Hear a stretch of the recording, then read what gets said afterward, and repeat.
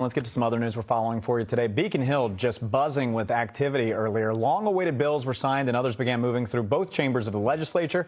Let's get to NBC 10's political reporter Matt Pritchard joining us in the newsroom. And Matt, this just goes to show you the amount of work that remains for lawmakers as the clock is ticking here. Yeah, Colton, legislators have a lot to get done before July 31st. One bill made it across the finish line today, but issues surrounding housing, climate, and health care still remain.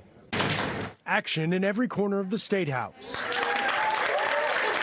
Governor Maura Healey signing a sweeping revenge porn bill into law that bars the sharing of sexually explicit images and videos without consent and creates protections against coercive control. I'm just glad this day has come for survivors, for victims, for our young people. Since my case was dismissed, my only justice would be this bill passing, so no one has to go through what I did. Now, getting to this moment wasn't easy. Massachusetts wrestled with the issue for years as dozens of other states passed revenge porn legislation. In fact, South Carolina is now the only state without a law in place. Why did it take so long to get to this day? It is actually a more comprehensive bill with the AI piece that wouldn't have been there a few years ago. We signed it about as quickly as we could when it got to our desk, and I'm grateful to the legislature for getting it done this year. But the process itself, why did that take so long? I can't really speak to that. I'm just glad that it got done. Now, as for legislators, I am looking forward to having many more bill signings. attention quickly shifting. Both chambers gaveling in formal sessions, with the Senate focused on climate and plastic waste. Creates opportunities to procure wind,